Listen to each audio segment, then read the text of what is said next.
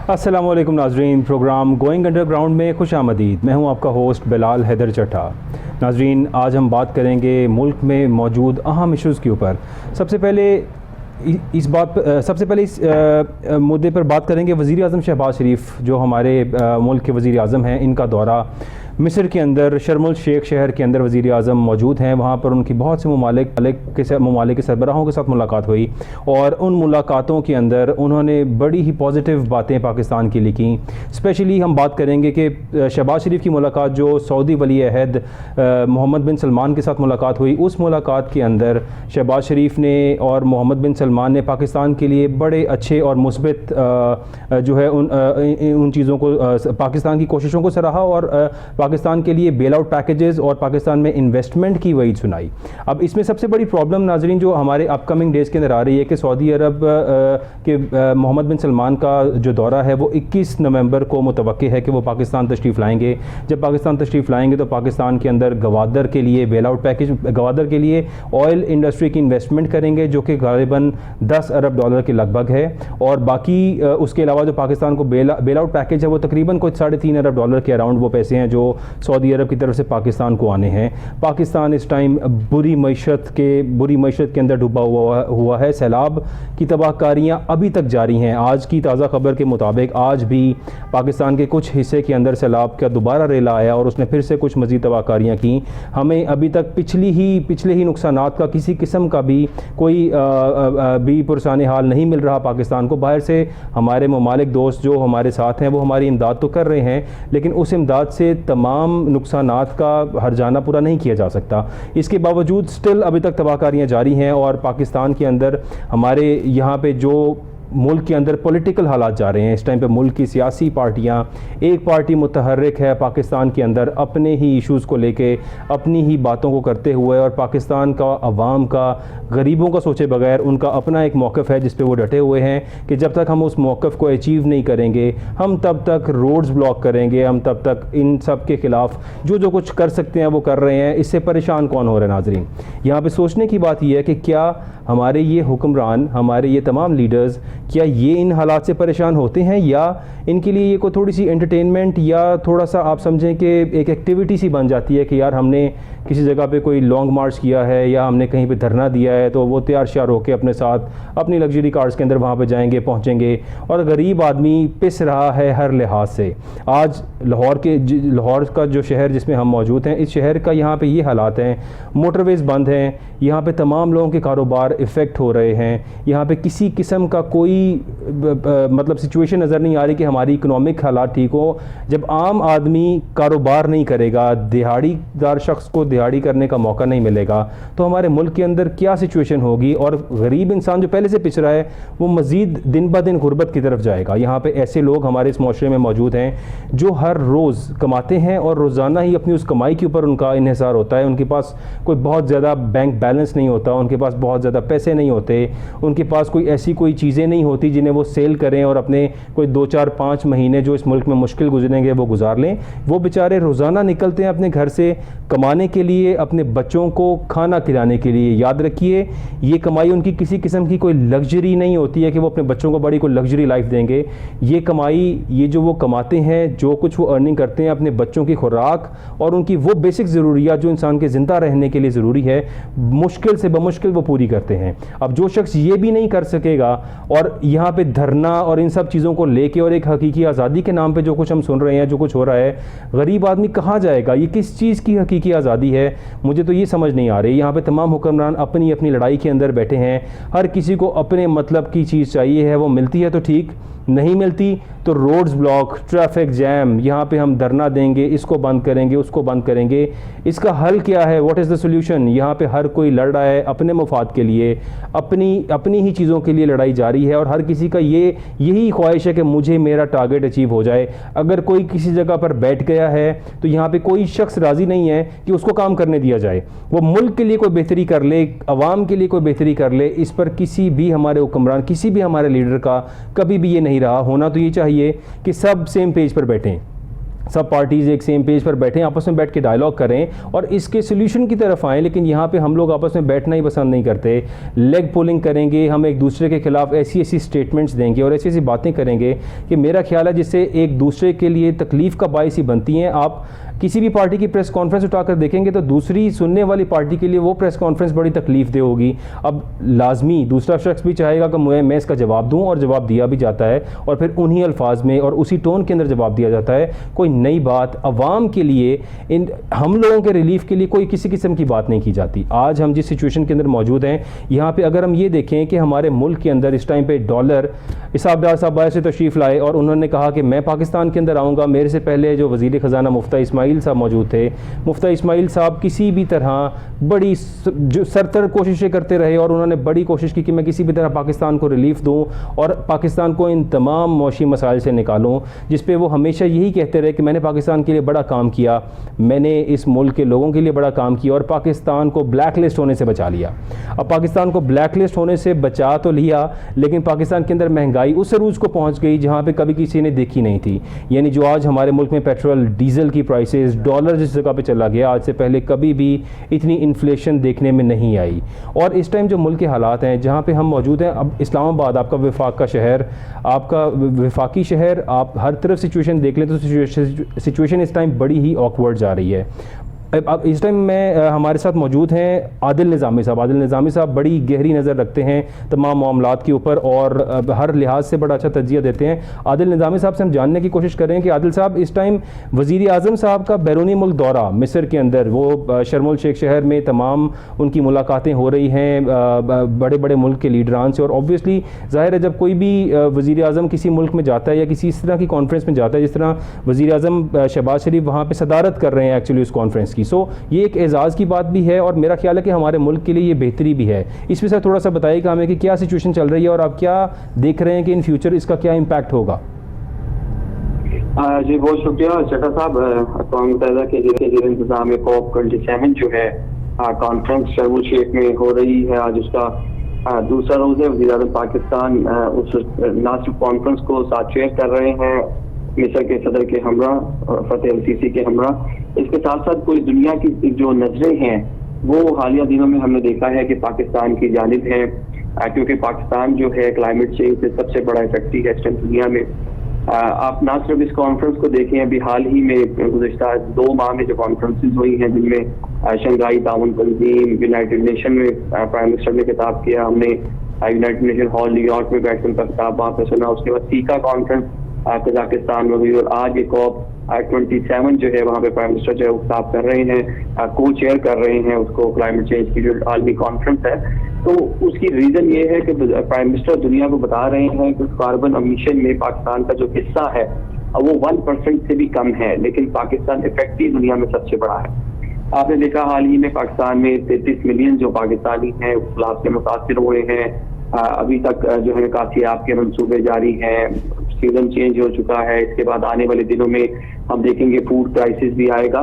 तो पूरी दुनिया इस हवाले से जो है वो देख रही है, पाकिस्तान से बात सुन रही है। कॉन्फ्रेंस में जिस तरह पाकिस्तान का जो पवेलियन है, अक़वाम मुत्तहिदा के सेक्रेटरी जनरल एंटोनियो गुतेरेस ने उसका दौरा किया और जब उन्होंने वहां पर गुफ्तगू की, उन्होंने बताया कि क्योंकि खुद से वो पाकिस्तान का उन्होंने दौरा किया था, जो फ्लड इफेक्टेड एरिया है वहाँ वो खुद गए थे अपनी आंखों से, सिंध में, पंजाब में उन्होंने हालात देखे थे। उसके बाद 2 बार उन्होंने पाकिस्तान की हेल्प करने के लिए दुनिया से अपील भी की और उसका उन्होंने तस्करा भी किया कि जो तरक्की याफ्ता ममालिक हैं, कॉज वो हैं, रीजन वो हैं इस क्लाइमेट चेंज में जो सूरत हाल पैदा हो रही है, कार्बन एमिशन और ग्लोबल वार्मिंग जो है, लेकिन वो अपने किए के बाद जो सूरत हाल पैदा है उसके तदारुक के लिए और हेल्प के लिए आगे आने को तैयार नहीं है। यूनाइटेड नेशन ने 2 बार अपील की कि पाकिस्तान की मदद की जाए, लेकिन उस तरह से आलमी दुनिया आगे नहीं आई जिस तरह से आना चाहिए था। जो ब्रदर कंट्री मुल्क हैं उसमें सबसे बढ़ के तुर्की है, UAE है, सऊदी अरेबिया है, दोस्त मुल्क है चीन, उसने मदद की। अमेरिका की जानिब से इनफरादी तौर पे जो है मदद की गई पाकिस्तान की, लेकिन जो यूनाइटेड नेशन ने एक फंड जो है एक अपील की थी कायम करने की, वो नहीं हो सका। अब जो अक़वाम मुत्तहिदा के सेक्रेटरी जनरल हैं, उन्होंने दौरा भी किया है पाकिस्तानी पवेलियन का। वहाँ पे प्राइम मिनिस्टर ऑफ पाकिस्तान, वज़ीर ख़ारजा बिलावल भुट्टो ज़रदारी उनके हमरा मौजूद थे। दुनिया भर का मीडिया वहाँ पर मौजूद था, जहाँ प्राइम मिनिस्टर ने शुक्रिया अदा किया। शुक्रिया बिल्कुल हम अदा करते हैं दुनिया का कि दुनिया ने हमारी कम से कम बात सुनी, और बहुत से आलमी रहनुमाओं ने, बहुत सी आलमी शख्सियात ने पाकिस्तान के हवाले से दौरा भी किया। प्राइम मिनिस्टर ने जितने भी, मैंने बताया कि गुज़िश्ता 2 महीने में आलमी दौरे किए हैं डिफरेंट कॉन्फ्रेंसेज में जाने के लिए, तो वहाँ पे भी आलमी लीडरशिप जो है प्राइम मिनिस्टर को मिलती रही और चीज़ें पूछती रही, दिलासा देती रही सूरत हाल पर। तो उसमें भी पाकिस्तानी कौम, वज़ीर आज़म पाकिस्तान उनके शुक्रगुजार थे। उन्होंने कहा कि दुनिया ने एटलीस्ट हमारी हमसे पूछा, हमारे हालात पूछे। लेकिन जो फूड क्राइसिस है, विंटर सीजन शुरू होने जा रहा है, आपके सामने है सूरत हाल, तो सूरत हाल मजीद संगीन होगी। इस्लामाबाद में मैं मौजूद हूँ, यहाँ तो विंटर सीजन का मतलब शुरू हो चुका है, लेकिन आहिस्ता आहिस्ता ट्रैवल कर रहा है साउथ पंजाब के इंटीरियर सिंध जो सबसे ज्यादा इफेक्टिव है, वहाँ मौसम सर्द होगा। तो आने वाले दिनों में मजीद डिसीज आएंगी, मजीद सूरत हाल जो है गंभीर होगी। तो जो तरक्की याफ्ता ममालिक हैं, कॉज वो हैं, रीजन वो हैं ग्लोबल वार्मिंग की। ऑल्दो हमने यूरोप में भी देखा कि इस बार जो है ग्लोबल वार्मिंग टेम्परेचर खासा हाई रहा, आहिस्ता आहिस्ता वो भी इफेक्ट होना शुरू हो गए हैं। तो अभी दुनिया को मिलकर इस हवाले से कोशिश करना होगी। इंडिविजुअल इंफरादी तौर पे कोई भी मुल्क इस पर काबू नहीं पा सकता, लेकिन अभी आने वाले साल जो हमने देखा, गुज़श्ता साल जो गुजरे हैं, उससे सबसे ज्यादा जो इफेक्ट हुआ है वो पाकिस्तान को हुआ है, जिस पर दुनिया जो है वो बिल्कुल देख रही है और पाकिस्तान का मौक़िफ़ सुन भी रही है। आदिल साहब, आपकी बात बिल्कुल बजा है कि वज़ीर आज़म ने मुल्कों को सराहा, सबको बार बार बताया, और तब यहाँ पे यूनाइटेड नेशंस के जो जनरल आए उनको भी बताया उन्होंने कि हमारे मुल्क में क्या सिचुएशन है, बल्कि उनको साथ कैरी करके जगह जगह सारी सिचुएशन दिखाई गई कि हमारे मुल्क में क्या हालात जा रहे हैं। और उन्होंने भी अपील की दुनिया से कि तमाम वो ममालिक जो रीज़न हैं, who are the actual cause, क्योंकि हमारे मुल्क में शायद इतनी एमिशंस जनरेट नहीं होती जितनी बाकी तमाम तरक्की याफ्ता ममालिक एमिशंस जनरेट करते हैं, जिसकी वजह से ग्लोबल वार्मिंग हो रही है, हमारे ग्लेशियर्स मेल्ट हो रहे हैं, हमारी हर चीज़ जो है वो एक डिस्ट्रक्शन की तरफ जा रही है। यानी ये प्लानट एक्चुअली नेचर के अगेंस्ट चल रहा है इस टाइम पे। लेकिन इन सब ममालिक ने आपके साथ, आपको दिलासा दिया, आपके साथ बातें की, लेकिन मेरा नहीं ख्याल कि किसी ने हमें किसी किस्म का भी कोई मतलब हमारे साथ कोई फाइनेंशियली हेल्प आउट करने की कोशिश की हो। हाँ, कुछ इंडिविजुअल पर्सनैलिटीज़ हमारे पास आए, उन्होंने अपने तौर पे कोशिश की कि हम जो जो कर सकते हैं वो करें, और उनकी बड़ी मेहरबानी। लेकिन एक्चुअली जो इन मुल्कों को करना चाहिए था और जो कुछ हमारे लिए करना चाहिए था, ऐसे की खातिर ख्वाह सिचुएशन हमें नज़र नहीं आ रही। आदिल साहब, हम अब उनका शुक्रिया भी अदा कर रहे हैं, हम उनसे मिल भी रहे हैं, लेकिन आगे से वो कुछ हमें मतलब इस रिगार्ड से कुछ नहीं हमें हेल्प आउट करने के लिए तैयार, लेकिन हमें दिलासे ज़रूर दे रहे हैं। तो इस पर मतलब हमारी सिचुएशन तो दिन ब दिन बदतर होती जा रही है। डॉलर प्राइसेस देखें और बिलीव करें, इस टाइम सिचुएशन आप भी बेहतर वाकिफ़ हैं सिंध से और तमाम इलाके से, कि वहाँ पे जो लोग ऑन रोड बेचारे, उनके पास घर भी नहीं है, वो रोड पे मौजूद हैं। और अब सर्दी की आने वाली लहर इन लोगों के साथ क्या करेगी वहाँ पे, इसका हम इन ऑफिस में और यहाँ बैठे हुए तो अंदाज़ा नहीं लगा सकते, लेकिन उस तकलीफ़ को महसूस ज़रूर कर सकते हैं बोल के कि उन लोगों का क्या बनेगा वहाँ पे। तो इस हवाले से आपको क्या लगता है, क्या ये मुल्क हमें दिलासे ही देते रहेंगे या हमारी कोई इसमें मज़ीद को किसी किस्म की हेल्प आउट करेंगे, कोई पेशरफ्त होगी इसके अंदर? जी चलो साहब, आपने बिल्कुल ठीक है। देखें, जो अखलाकी तौर पर जो दिलासा दे रहे हैं, हम उस पर भी उनके शुक्रगुजार हैं, लेकिन हमें ये देखना है कि वजह, उनकी रीजन क्या है पूरे मामले की। हमने उसकी तह में जाना है, तो तह में जाके हमें मालूम पड़ता है, हमें पता चलता है कि जो ग्लोबल वार्मिंग है, ये जितने तरक्की याफ्ता ममालिक है, अमेरिका है, जापान है, यूरोपियन कंट्रीज है, ये इनका सबसे ज्यादा कंट्रीब्यूशन है उसके अंदर। अब दुनिया जो है कार्बन एमिशन के हवाले से दुनिया इलेक्ट्रिक गाड़ियों पे ट्रांसफर हो रही है, इंडस्ट्रीज को इलेक्ट्रिकली जो है चलाने की कोशिश की जा रही है, दुनिया तरक्की करे। सबसे आगे उनमें जब मैं आपसे बात कर रहा हूँ, तो नॉर्वे के वजीर आजम जो है, वजीर आजम पाकिस्तान के हमरा एक जो है राउंड टेबल जो एक सेगमेंट है उसको चेयर कर रहे हैं। नॉर्वे है, डेनमार्क है, स्वीडन है, सबसे ज्यादा इन कंट्रीज ने यूरोप में अपनी जो कार्बन एमिशन है उस पर काबू पाया। तकरीबन 99% जो कार्बन का इखराज है, जो सबसे ज्यादा कॉज बनता है ग्लोबल वार्मिंग की और नेचर को हमारी नुकसान पहुंचाता है, तो ये 3 कंट्री दुनिया में सर फहरिस्त है। इन 3 कंट्रीज ने इस पर बहुत ज्यादा काम किया है। और पाकिस्तान को भी इनको देखकर आगे बढ़ना होगा। हमारे यहाँ ऑल्दो हम उसका हिस्सा बहुत कम है, लेकिन जो पोल्यूशन है जिससे हम देखते हैं कि जो पोल्यूटेड सिटीज की जो रैंकिंग आती है उसमें पाकिस्तान है या इंडियन कुछ जो शहर है वो सबसे ज्यादा हाई रेटेड होते हैं, वहाँ पे बहुत ज्यादा जो है ना पोल्यूशन होती है। तो इस तरह की जो चीजें हैं उस पर हमें काबू पाने के लिए इस कंट्री से जो है वो बात करनी है, उनसे सीखना है। बाकी वजीर आजम ने अपने दौरे के मौका पर ग्रीन इनिशिएटिव सऊदी अरेबिया का जो प्रोग्राम है वो पाकिस्तान को ही देखकर शुरू किया गया था। साबिक वज़ीर आज़म इमरान खान ने यहाँ पर बिलियन ट्री सुनामी और फिर 10 बिलियन ट्री सुनामी के जो मंसूबे शुरू किए थे उससे मुतासिर होकर जो क्राउन प्रिंस है मोहम्मद बिन सलमान बिन अब्दुल अजीज उनकी जानिब से ये मंसूबा शुरू किया गया था और इसकी जो इब्तदाई तकरीब थी जो रियाज में मुनक्किद हुई थी उसमें साबिक वज़ीर आज़म इमरान खान को एज ए गेस्ट स्पीकर और मेहमान खसूसी के तौर पर भी इन्वाइट किया गया था। तो जो अच्छी चीजें हैं, जो हमारा पॉजिटिव रोल है, दुनिया उसे एडमायर भी हो रही है, दुनिया उसे सीख भी रही है, उसे अपने पास इम्प्लीमेंट करने की भी कोशिश कर रही है। लेकिन हमारे यहाँ हमने देखा पिछले कुछ सालों में ग्रीनरी के हवाले से और इस सिचुएशन को काबू पाने की कोशिश की जा रही है। क्लाइमेट चेंज की जो मिनिस्ट्री है पहले उतनी फाल नहीं थी, लेकिन गुज़िश्ता हमने देखा कि 4 से 5 साल में काफी ज्यादा फाल रही है। COP26 जो ग्लासगो इंग्लैंड में हुई थी गुज़िश्ता साल, अभी COP27 जो है ये शर्म एल शेख में हो रही है, उसमें पाकिस्तान का जो एक डेलीगेशन जो हाई लेवल डेलीगेशन उसने पार्टिसिपेट किया था।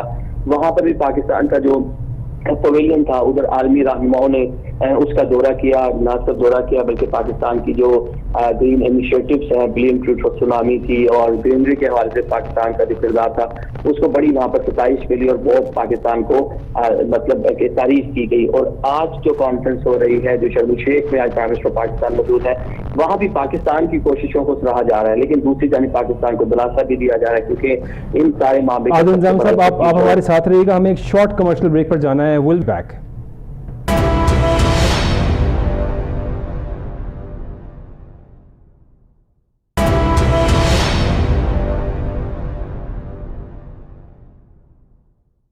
वेलकम बैक नाजरीन। आप देख रहे थे वज़ीर आज़म शहबाज शरीफ की कॉन्फ्रेंस जो वहाँ पे मिस्र के शहर से वो कर रहे थे और आप ये वहाँ पे खिताब कर रहे थे। अब हम बात करेंगे नाजरीन अपने दोबारा इसी बात के ऊपर जो हम बात कर रहे थे कि पाकिस्तान के लिए मुल्क की मईशत को बेहतर करने के लिए क्या सूरत हाल चल रही है। जिस तरह शहबाज शरीफ साहब दिन रात कोशिशें कर रहे हैं, ज़ाहिर बात है उनके बाहर के दौरे, बाहर जाके अपनी फ़ॉरेन पॉलिसीज़ को ठीक करना, दूसरे मुल्कों के साथ अपने रवाबत को बेहतर करना। हमारे वज़ीर ख़ारिजा बिलावल भुट्टो भी उनके हमरा वहाँ मौजूद हैं और वो भी कोशिश कर रहे हैं कि अब तमाम दूसरे ममालिक से और अपने हम मनसब से मिल के और उनके साथ अपने रवाबत को ठीक किया जाए ताकि पाकिस्तान जिस इकनॉमिक क्राइसिस के अंदर अभी है इसको किसी भी तरह बाहर निकाला जाए, और जिसकी हमें कुछ अभी तक तो मतलब शवाहिद भी मिल रहे हैं। ज़ाहिर है यहाँ से पता चल रहा है कि मोहम्मद बिन सलमान सऊदी अरब भी पाकिस्तान को अरबों डॉलर की इन्वेस्टमेंट भी करना चाहता है, अरबों डॉलर का बेल आउट पैकेज भी देना चाहता है। सिमिलरली चाइना भी चाहता है पाकिस्तान को हेल्प आउट करना और अरबों डॉलर का यहाँ पे इन्वेस्टमेंट भी करना, बेल आउट पैकेज भी करना। तो इसमें अब हम इस सिचुएशन के अंदर वक्ती जो हमारा इस मुल्क के अंदर एक और पॉलिटिकल पार्टी PTI और चेयरमैन इमरान खान का जो स्टैंस है, अगर हम ये देखें उनकी FIR को, उनकी एक डिमांड थी कि मेरी FIR होनी चाहिए, FIR नहीं हुई, ज़्यादती है, उन पर कातिलाना हमला हुआ, उसकी फ़ौरन से FIR होनी चाहिए थी, तहकीकात होनी चाहिए थी, नहीं हुई, उनको डिले किया गया 1 दिन 2 दिन 3 दिन और मामला मज़ीद से मज़ीद ख़राब होता गया। यहाँ पे वो लोग जो सब धरना दे रहे थे, जिन्होंने यहाँ पे आके रास्ते बंद किए, सब कुछ किया, अगर किसी को यहाँ पे एहसास होता तो मेरा ख्याल है कि फ़ौरन से उनकी बात, उनका मुतालिबा मान के FIR करवानी चाहिए थी। अब आज जो FIR करवाई गई है जो वज़ीराबाद के सिटी थाना के अंदर दर्ज हुई SHO की मुद्दत के अंदर, SHO साहब को गोली नहीं लगी तो इमरान खान साहब को है जो कि ज़िंदा हैं, कहीं चले नहीं गए, लेकिन पुलिस की मुद्दत के अंदर वो FIR दर्ज हो गई और जो नाम इमरान खान ने कहे, जो डिमांड उन्होंने की थी वो डिमांड पूरी नहीं की गई, बल्कि उसी शख्स जो शख्स पकड़ा गया उसके नाम पे FIR दे दी गई, उस पर दफ़ा भी लगा दी गई, दफ़ा 302, 324 और दहशत गर्दी की दफ़ात उस पर शामिल कर दी गई। लेकिन इसके बरअक्स अब हुआ क्या?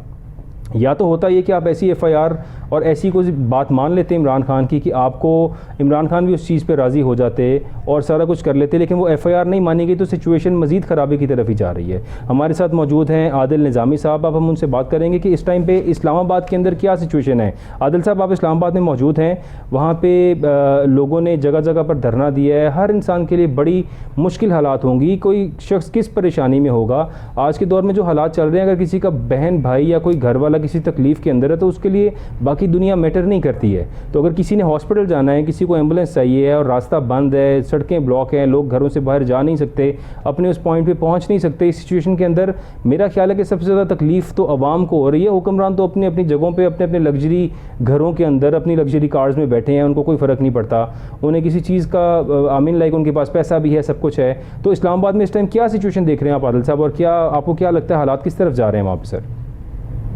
देखिए जी, खान साहब पर जो हमला हुआ वो इंतहाई काबिल मजम्मत था और उसकी तमाम कौम ने, आलमी रहनुमाओं ने इसकी मजम्मत की।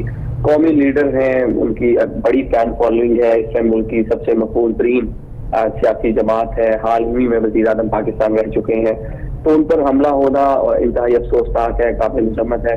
लेकिन उसके बाद जो पैदा सूरत हाल हुई कि कुछ नाम लिए गए साबिक वज़ीर आज़म की जानिब से जिन पर वो मुकदमा दर्ज करवाना चाहते थे, वो मुमकिन नहीं था हो पाना, जिसके बाद पुलिस की जानिब से खुद से मुकदमा दर्ज किया गया है। अभी पाकिस्तान तहरीक इंसाफ उसको मानने के लिए तैयार नहीं है और दोबारा से इमरान खान ने जुमेरात से लॉन्ग मार्च का ऐलान किया है। और इमरान खान खुद तो नहीं लॉन्ग मार्च को लीड करेंगे, शाह महमूद कुरैशी जो वाइस चेयरमैन है वो जुमेरात से वजीराबाद से इस लॉन्ग मार्च को लीड करते हुए इस्लामाबाद की जानिब आएंगे, जबकि जो पार्टी के सेक्रेटरी जनरल हैं असद उमर वो फैसलाबाद से आएंगे।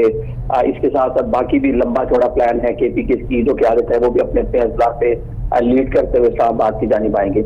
लेकिन अभी भी इसमें 8 से 10 रोज लगेंगे इस्लामाबाद पहुंचने में। लेकिन दूसरी जानिब जो एहतजाज की कॉल दी गई थी उससे हम देख रहे हैं कि लोगों में शदीद गम और गुस्सा भी पाया जा रहा है, लोगों को मुश्किलात का भी सामना है।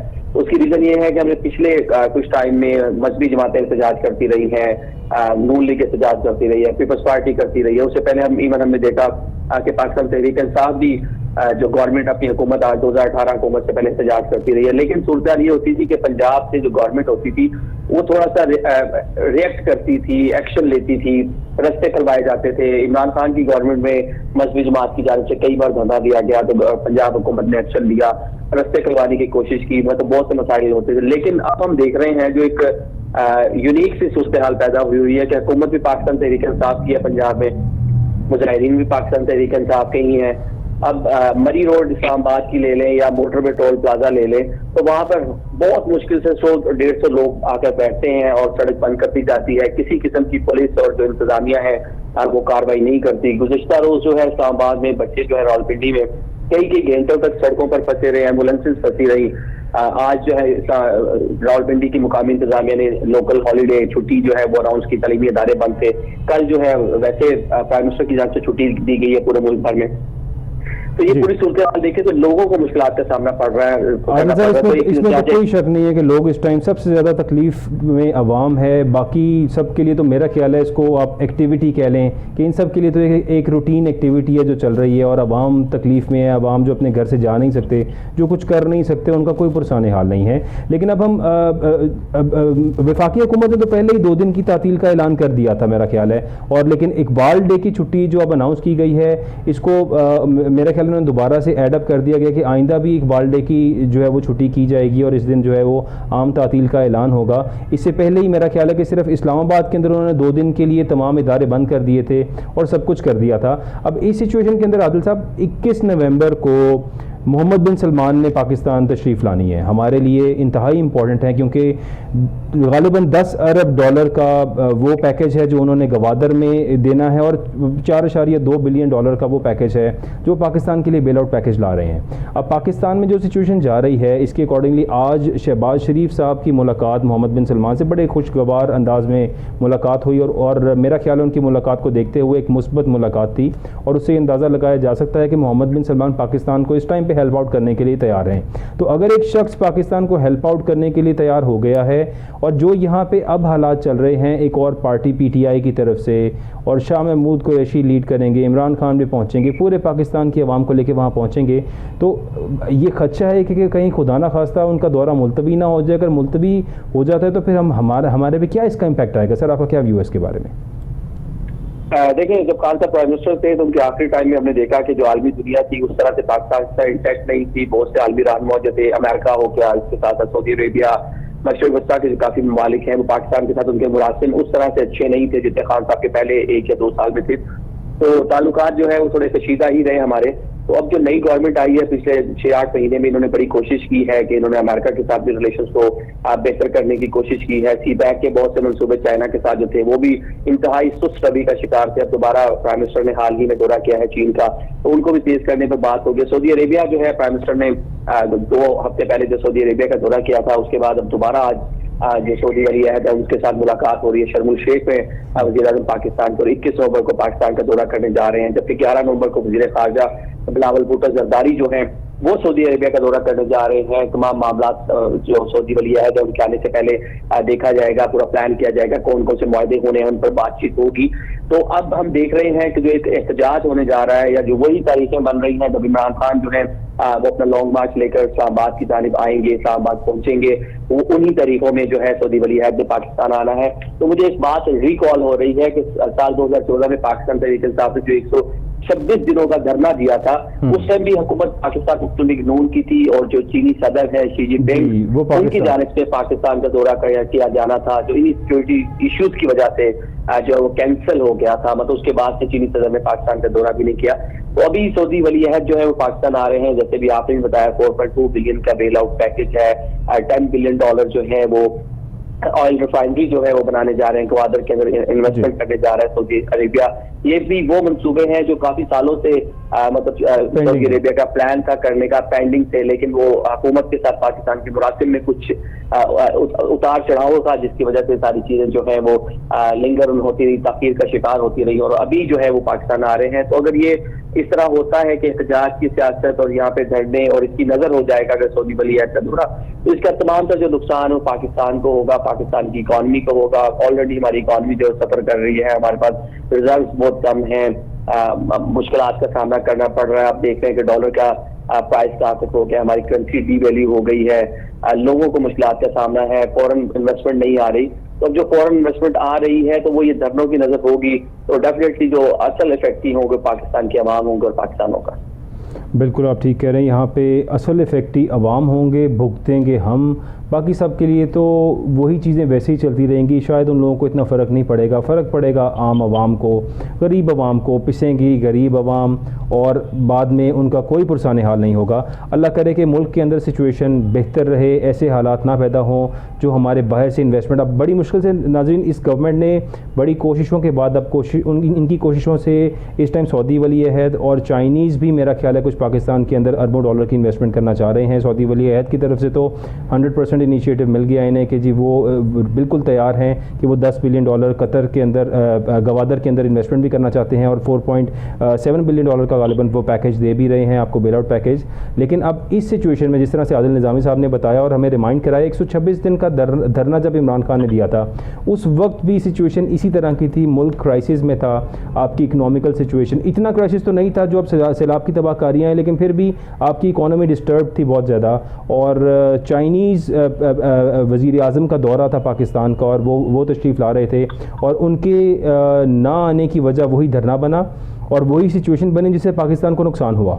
तो क्या अब भी खुदा ना खास्ता अगर ऐसी सिचुएशन रही यहाँ पे, जिसके लिए अब हमें आदिल निज़ामी साहब ने बताया कि 11 नवंबर को बेसिकली हमारे जो फॉरेन मिनिस्टर बिलावल भुट्टो ज़रदारी साहब हैं वो सऊदी अरब जा भी रहे हैं और गालिबन इसी सिचुएशन को डिस्कस करने के लिए जा रहे होंगे कि क्या मोहम्मद बिन सलमान पाकिस्तान तशरीफ़ ला भी सकते हैं या खुदा ना खास्ता उनका दौरा मुलतवी किया जाए और किसी तरह इस चीज़ के अंदर डिले ना आ जाए, क्योंकि ये पहले ही ये तमाम जो प्रोजेक्ट्स हैं ये मुलतवी किए गए, डिले का शिकार हैं और पेंडिंग पड़े रहे और आज अगर इनको दोबारा से अलाइव किया जा रहा है तो बिलीव करें इसमें फ़ायदा पाकिस्तान का है, हमारी इकॉनमी का है।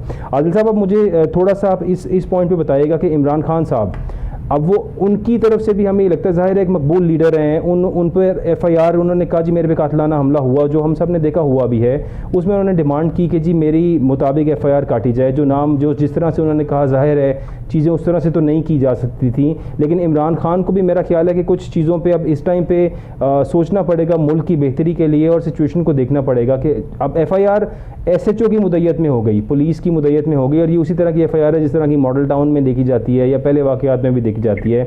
लेकिन अब इस सब सिचुएशन में चूँकि आपका शाह महमूद कुरैशी साहब के साथ और बाकी क़यादत के साथ भी डायरेक्ट रब्ता है, और आपके पास भी सारी इन्फॉर्मेशन होगी कि अब उनका क्या लाएमल है, क्या वो स्टेप बैक करेंगे, कुछ थोड़ा सा इसमें डिले करेंगे, या वो 100% जिस स्टैंड पे थे उसी पे कायम रहेंगे और वो आके अब इस्लामाबाद का रुख करेंगे और वहाँ पे रुकेंगे नहीं किसी चीज़ पे। ज़ाहिर है 8-10 दिन तो उनको लग जाएंगे अब इस सारी पेशरफ्त के अंदर, लेकिन 8-10 दिन के बाद क्या वो वहीं पे उसी जगह पे आके वैसे ही धरना देने की कोशिश करेंगे और मुल्क के हालात उसी तरफ जाएंगे, या उनमें कुछ बेहतरी का भी आपको आसार नज़र आते हैं? जिस तरह से आज वज़ीर आज़म साहब की ताज़ियत के लिए जो है उनके करीबी दोस्त समझे जाते हैं एतजाज़ अहसन साहब, वो उनका हाल भी पूछने गए, और उसमें वज़ीर आज़म साहब, साबिक़ा वज़ीर आज़म साहब जो इमरान खान साहब हैं, उन्होंने थोड़ा सा बयान भी दिया कि हम और आप एक सेम पेज पे हैं, हमारी जो टारगेट्स हैं वो सेम हैं, सो हम कल को इकट्ठे भी हो सकते हैं। सो इस तरह की भी गुफ्तगू इमरान खान साहब की तरफ से की गई। तो आप क्या समझते हैं कि इस धरने को लेके कुछ वो थोड़ा सा पोलाइट होंगे या अपने स्टांस पे इसी तरह फर्म रहेंगे वो? देखिए डॉक्टर साहब, जो चौधरी एतजाज अहसन साहब पाकिस्तान पीपल्स पार्टी के सीनियर रहनुमा है, कानूनदान है सीनियर, उनकी जो मुलाकात हुई है इमरान खान से, उसको आप बड़े लाइटर नोट में नहीं, वो बिल्कुल इमरान खान साहब के हमसाए भी हैं।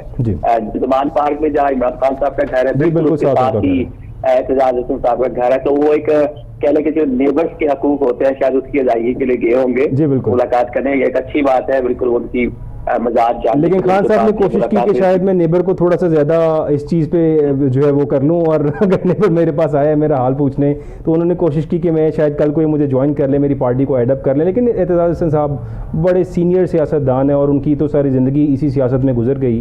तो आपकी बात बिल्कुल बजाय है कि ज़ाहिरी बात है कि इस पर हो सकता है कि एतजाज अहसन साहब उस तरह से ना करें। आदिल निज़ामी साहब, आपका बहुत शुक्रिया, आपने हमें काफ़ी सारी इन्फॉर्मेशन से अपडेट किया और हमें इन सब बातों से। नाज़रीन, मुल्क के अंदर हालात बड़े ही गंभीर सिचुएशन की तरफ जा रहे हैं। यहाँ पे आज लाहौर जैसे शहर के अंदर बैठे हुए हमें इस कदर चीज़ों मुश्किलात का सामना है कि अगर हमने एक जगह से दूसरी जगह ट्रैवल करना हो तो कई कई घंटे हमें रोड पे लग जाते हैं ड्यू टू ट्रैफिक और सब हालात की वजह से। PTI के लोग अपने उस स्टांस पे खड़े हैं, वो कहते हैं जो उनके साथ ज़्यादती हुई है, लेकिन उनकी ज़्यादती जो है अब वो अवाम के साथ ज़्यादती हो रही है। एक्चुअली पिस कौन रहा है? वो तमाम लोग जो यहाँ पे काम कर रहे हैं, जो इस मुल्क के अंदर पैसा कमाने के लिए बैठे हैं। और ज़ाहिरी बात है अगर पैसा कमाएंगे तो वो जी सकते हैं, अगर पैसा ही नहीं कमाएंगे, एक इंसान के पास पैसे ही नहीं होंगे तो उसने क्या जीना है? आज के दौर के अंदर पैसा बहुत ज़रूरी चीज़ बन चुकी है, क्योंकि आप अपने घर से निकलें और कुछ भी आपने करना हो तो उसके लिए आपको आपका मौशी हालात चाहिए होती हैं कि आप उन चीज़ों पर सर्वाइव कर सकें। अब इस तमाम सिचुएशन में हम डॉलर को देखें तो डॉलर हमारा दिन ब दिन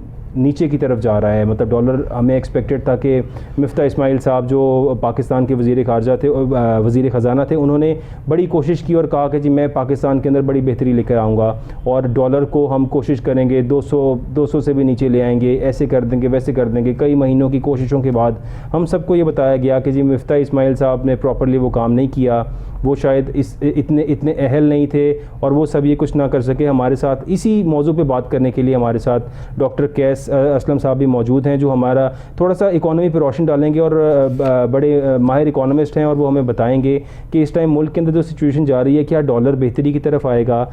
डॉक्टर कैस साहब, आप ये बताइएगा कि क्या आप क्या देख रहे हैं? जिस तरह अभी वली अहद का, सऊदी वली अहद का हमें पता चला कि वो बाहर से अरबों डॉलर की इन्वेस्टमेंट पाकिस्तान में करना चाहते हैं, चाइना भी इन्वेस्टमेंट करना चाहता है, लेकिन करंट सिचुएशन में डॉलर दिन ब दिन मजीद बढ़ता जा रहा है और रुपए की कदर गिरती जा रही है। तो सर, आप किस तरह से देखते हैं हमारी इकोनॉमिक सिचुएशन को?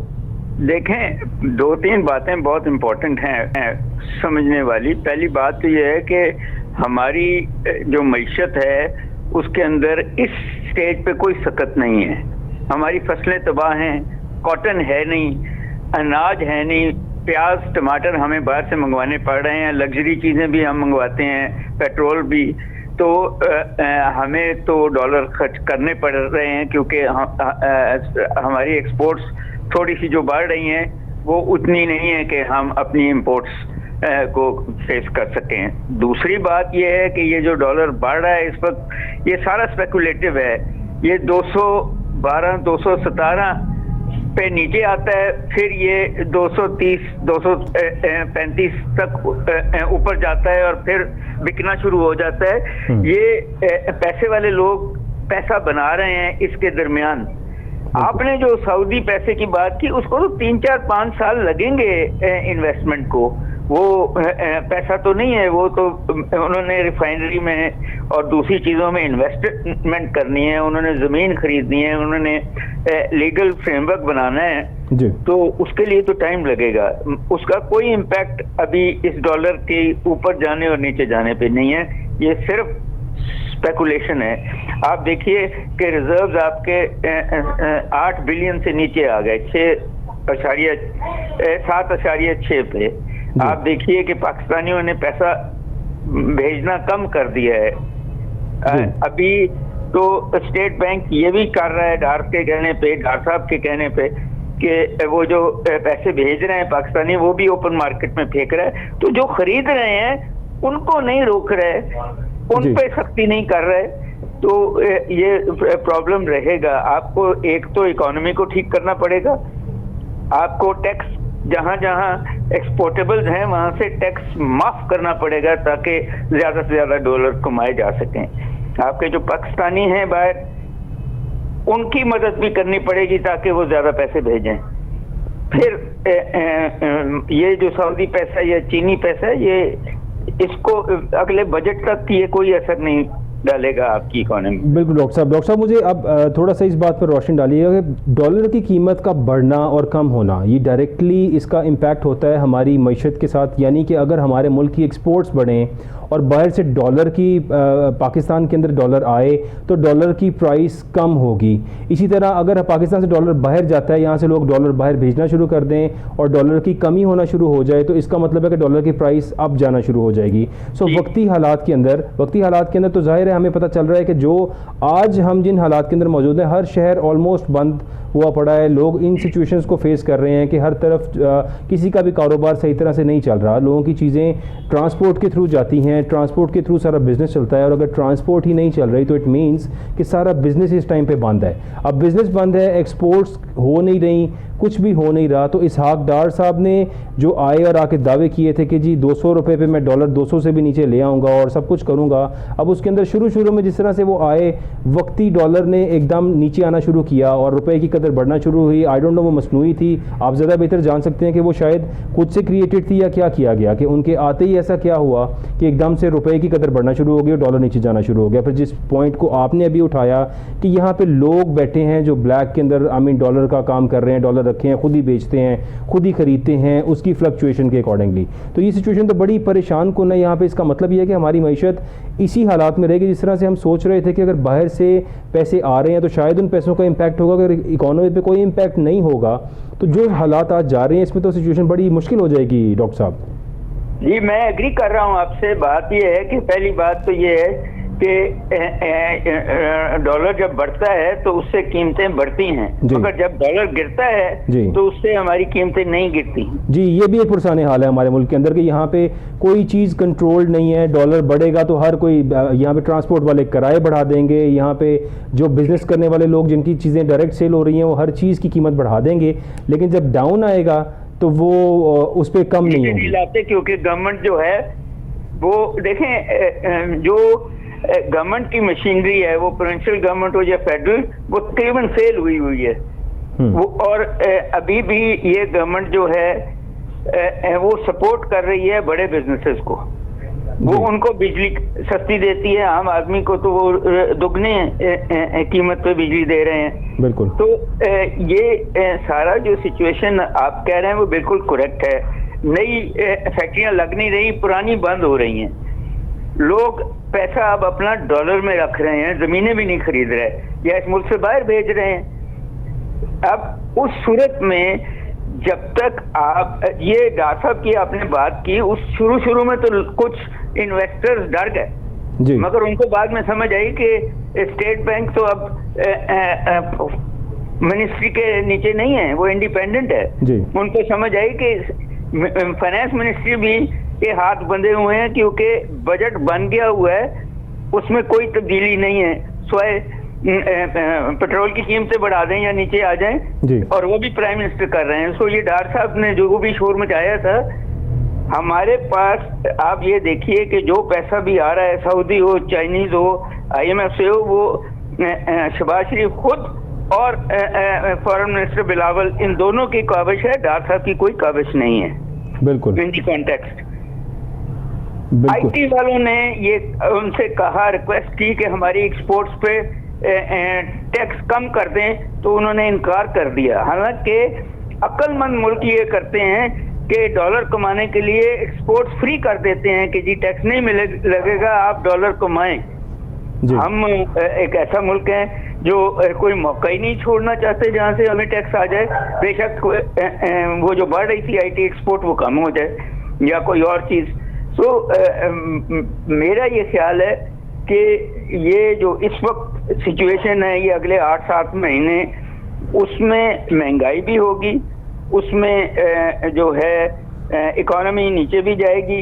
ज्यादा से ज्यादा रिहेबिलिटेट कर लेंगे अगर बाहर से पैसा आ जाए वो इलाकों को जहां इंफ्रास्ट्रक्चर डूब गया था बारिशों की वजह से। इससे ज्यादा मैंने नहीं देखा कि गवर्नमेंट, प्रोविंशियल गवर्नमेंट्स कुछ सीरियस हो महंगाई को दूर करने में या लोगों की मदद करने में। मैंने नहीं देखा इस बात। बिल्कुल सही, बहुत शुक्रिया आपका डॉक्टर KS असलम साहब। बातें तो माहिर मौश हैं, जो इन्होंने हमसे बातें की वो बातें सच हैं, हकीकत है, लेकिन बातें बड़ी परेशान कुन हैं। अगर पाकिस्तान की इकॉनमी के यही हालात रहे जिस तरह से डॉक्टर साहब ने बयान किया, और जो हमें वक्ती सिचुएशन लग रही है, हमें यही लगता है, बज़ाहिर यही नज़र आ रहा है कि यहाँ पे इस मुल्क के अंदर इकॉनमी की तरफ से कुछ हमें कोई किसी किस्म की खुशखबरी की उम्मीद नहीं आ रही, क्योंकि ज़ाहिर है जो हालात इस टाइम पे जा रहे हैं, यहाँ पे तमाम शहर, तमाम बिजनेसेस बंद हैं, हर चीज़ रुकी हुई है। कोई डॉलर यहाँ से ओवरसीज़ पाकिस्तानी बाहर से पैसे क्यों भेजेगा? यहाँ पे ना किसी प्रॉपर्टी का बिज़नेस हो रहा है, ना कोई इंडस्ट्रीज़ चल रही हैं, नई लगनी तो दूर की बात, यहाँ पे पुरानी इंडस्ट्रीज़ ही नहीं चल रही हैं। और जो हालात इस टाइम जा रहे हैं, दिन ब दिन बिगाड़ की तरफ जा रहे हैं। ये हालात ठीक होते नज़र नहीं आ रहे अपकमिंग को 10-15 दिन के अंदर, क्योंकि जब तक इन दोनों पार्टीज़, जो साबिक़ वज़ीर आज़म की पार्टी, चेयरमैन इमरान खान साहब, PTI के चेयरमैन, उनकी पार्टी, और इस टाइम पे वफाक के अंदर बैठी तमाम कोalition पार्टीज़, इनकी जो आपस की लड़ाई है, जब तक ये ख़त्म नहीं होगी, मुल्क किसी इकोनॉमिक स्टेबिलिटी की तरफ चलना नहीं शुरू होगा। हम सैलाब की तबाहकारियों से इस कदर मुल्क के तमाम हालात ख़राब हैं, उससे बढ़ के ये जो आज के हालात हमें फ़ेस करने पड़ रहे हैं, जो गरीब आदमी को फ़ेस करने पड़ रहे हैं, आप बिलीव करें कि वो गरीब आदमी का क्या होगा उसके साथ अगर ये हालात इसी तरह मज़ीद 15-20 दिन रहे। मैंने पहले भी आपको ये बात कही और दोबारा कहता हूँ कि यहाँ पे ऐसे ऐसे लोग मौजूद हैं जिनका कोई बैंक बैलेंस नहीं है, उन्होंने शायद कभी बैंक अकाउंट देखा भी ना हो। वो जो कमाते हैं उनका 1 दिन 2 दिन का वो उनके पास टोटल रिज़र्व होता है, उससे ज़्यादा उनके पास कुछ नहीं होता। तो अल्लाह ताला हमारे मुल्क के लिए बेहतरी करे। और नाज़रीन, हम इस दुआ के साथ इस प्रोग्राम का इख्तिताम करेंगे कि अल्लाह ताला कोई हालात के बेहतरी की तरफ हमारे मुल्क के चले जाएँ। कोई जो पार्टीज़ आपस में बैठे हैं जिनका इनके इशूज़ हैं, किसी तरह ये सेटलमेंट की तरफ जाएँ, बाहर से फ़ॉरेन इन्वेस्टमेंट्स आएँ, हमारे मुल्क के अंदर कोई मईशत बेहतर होना शुरू हो, ताकि गरीब के लिए किसी भी तरह से कोई भी यहाँ पे अल्लाह ताला कोई आसानी कर दे कि यहाँ पे जो है हमारा मुल्क स्टेबिलिटी की तरफ जाए और इकोनॉमिक स्टेबिलिटी हमारे मुल्क के अंदर आए। नाज़रीन, आपका बहुत शुक्रिया। हम कल हाजिर होंगे फिर दोबारा नए तमाम इशूज़ के साथ, नई बातों के साथ। तब तक के लिए अपना ख्याल रखिएगा। बहुत शुक्रिया। अल्लाह हाफ़िज़।